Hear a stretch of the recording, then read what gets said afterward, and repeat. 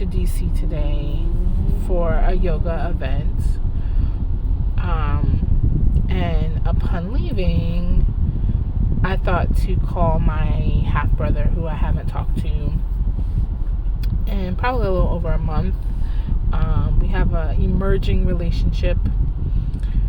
Our father's death has definitely had us in more of a communication. But anyway, long story short, he invited me to Mass. My dad was Catholic. My half brother is Catholic. And so I've been craving fried green tomatoes. I don't know why. And so on my way out of town, I called and was like, I felt led to call. Like, I felt like I should call.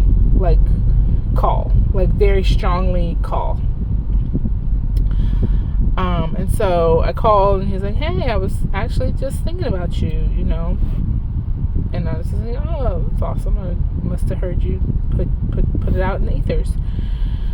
So I'm like, hey, I'm close by. I'm having a craving for fried green tomatoes. Like, I'd like to, you want to go out to eat. He's like, oh, well, I can't because I'm at church doing this food for church. And I said, okay, cool. He was like, well, you should come through. And I'm like, to your church? And again, our family is like, we've got things. Like everybody's family has things. But my initial inclination was like, don't go to that church. You don't want no drama. Don't go to the church. I'm dressed in a hoodie. In flip-flops. Hair's not done. Like, just don't go. No. So I said that. I'm like, well, I'm not really dressed. And he's like, well, God says come as you are. And so I was like, that's true. And I will see you later. So as I'm leaving the area, I decide, let me look up and see how far away I actually am from the church. I'm like 10 minutes away from the church. So I sent a text. I'm like, it's dumb for me to be this close to you. I'm on my way. I'm going to come by and just say hi for a second. He didn't respond, but just went anyway. So anyway, I get to the church and like the event is happening. I was under the impression that he was finishing the event, but like it was happening. So someone's like, go through the side door. So I went through the side door because I didn't really have any inclination to want to stay at the church for. That's funny. To stay at the church for actual Mass. I'm not Catholic. Catholics actually make me a little uncomfortable. But that's neither here nor there. Whatever floats your boat, I'm with that. But it's just not me. So someone's like, go through the side entrance. I'm familiar with the side entrance because when my dad died, my brother took me to the church through the side entrance. I forget why we went, but we went. And yeah, so I go through the side entrance, find the downstairs kitchen, and my brother's not there. He's also not answering the phone. Okay, what? I see my dad's widow, I do not identify as my stepmom. I see her, and we have a very, it's not even complicated. It's very straightforward. She doesn't talk to me. She doesn't like me. She doesn't want to acknowledge me, which is fine. And so I've had a lot of issues with it, but I've also been working with forgiveness or whatever, and just didn't even really process or think about what it would be like if I ran into her, saw her, or whatever, or if I would have any feelings or whatever. So I run into her, and I'm like, yeah. I asked one woman, I was like, I'm looking for my brother, say his name. She's like, oh, I don't know what it is. I'm like, okay, fine, whatever. So then the widow comes down, and she's like putzing around. Like, I assume she doesn't see me. Maybe she's pretending like she doesn't see me. I don't know. So anyway, yeah. So anyway, it's like, okay. So she finally sees me, And she's like, hi. And I'm like, hi. You know, I'm looking for my brother. Like, where is he at? And he's like, oh, she's like, he's not here. I don't know.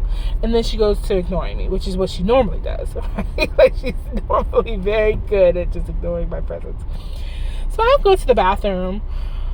But like, when I'm looking at her, I'm like, I don't have any feelings. I don't have any ill feelings. Like, the last time I was physically in this space, I was disgusted by her, by the church, by like just how everything went down.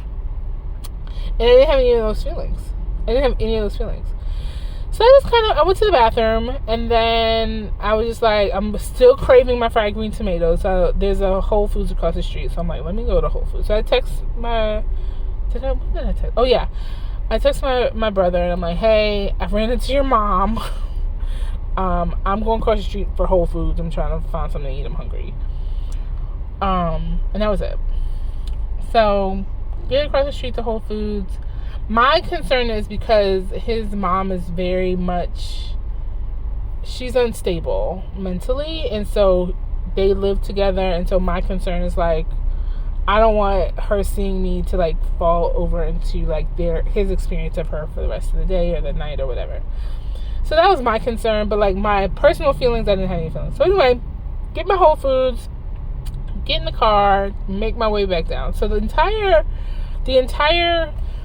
ordeal is the word that's in my head. Takes maybe about 15 minutes. So 25, right? 25 minutes. 10 minutes to get there, and then like 15 minutes of me like walking around and trying to find my brother, and then going to get something to eat, and then get back in the car and getting on my way. So I'm now on the highway home, and I'm stuck in traffic. And there are a number of first responders that are whizzing past me, and we're just like not moving. It's very giving very pile up, very like traffic, very like something happened in front of us. And I'm just struck with the thought that had I had just gone back towards my house, and the thing is, I had these strong inclinations. Like, I had a strong inclination towards tomatoes, had a strong inclination to call my brother, I had a strong inclination to change my course after I decided, no, I'm not going to church, I had a strong inclination to just go to church anyway, right? Had a strong inclination to still go to Whole Foods, even though I knew that they didn't have any fried green tomatoes, but go to Whole Foods across the street and sit and eat my food. Very strong inclinations to do these things. And now I'm sitting in traffic. A pileup is happening.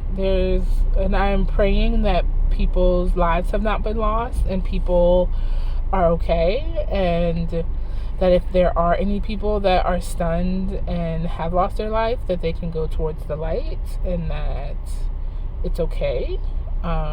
Which is something I do all the time, like just kind of pray that everybody's okay, but then also pray that if there's an energy that has lost their life, that they can hear me say to go towards the light. Because I've read in a book somewhere that somebody's near-death experience, they said that made a difference. That like they kept jumping from car to car, and everybody was just angry and mad until they found somebody who's like actually praying for their betterment or whatever. Anyway, so I'm sitting in traffic, and then the thought comes to me like, you could have been in this accident. And do I know the exact timing of the accident? No. Do I know like even what happened or how many cars are in front of me? No. I just know that there is a significant delay. We are literally at a standstill. Like, I could get out of my car right now and like walk faster than I'm moving, and I could have been doing that for the entirety of this video, just outside walking faster than what I am right now, how I'm moving. So, and the thing is, I have dedicated myself over the like last couple of days, but I think I woke up pretty much with it today, the idea of like, nothing is happening to you, everything is happening for you, and like being really committed to really like believing that and embodying that. And so in the idea that nothing is happening to me, everything is happening for me, that entire thing, my inclination, the miscommunication, all of it, was meant for my highest good. And I really do feel like I'm sitting here feeling like that 25 to 35 minutes saved my life. Saved my life and moved me onto a path that is better than what I was moving on prior to.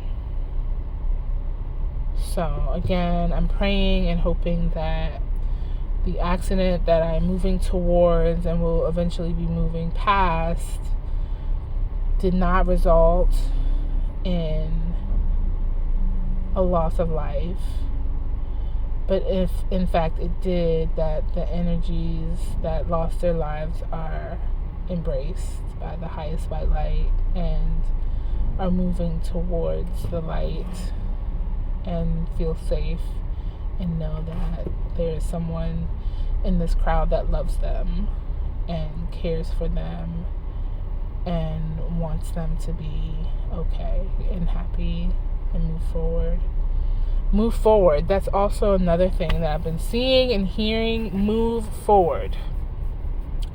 And so another thing that I've had in the wake of my dad's death has been just this idea of family healing. And it's like, you knew the amount of healing my family needed. That would be a little overwhelming, an overwhelming thought. But I've definitely been seeing the message of like family healing and healing your family and forgiving and learning and growing and moving forward. And so yesterday I went to a meeting with a young lady who does some like holistic healing. We connected and she wanted to meet, and so we met. And as I was looking for a parking space, I found a parking space. I found a parking space behind a vehicle, and their license plate said "Move Forward." But then also in conversation, in songs, in Star Trek. I think I was watching Star Trek. I was watching some type of show yesterday, and they said "Move Forward." I just keep hearing "Move Forward," and I know that I'm coming out of an intense time of grieving and pause. I was literally coming off of my sabbatical from work, but that I am being goaded and encouraged to just move forward. And part of the movement forward is to engage with parts of my family that are ready to heal, parts of myself. I mean, even my younger sibling who has not spoken to me since our mother passed away 3-4 years ago, is now back in my life, and we're talking and texting and cracking jokes on the phone and things like that. And I'm helping them move through an issue that they have that they need my help with. But it's all about, but again, it's this idea and the theme of healing the family and moving forward past the hurt that has been caused, that has been felt and experienced. So we're starting to move past whatever's happening. 1, 2, 3, 4, Jesus, 5, 6, 7, 8, 9 cars. 9 cars. 9 cars.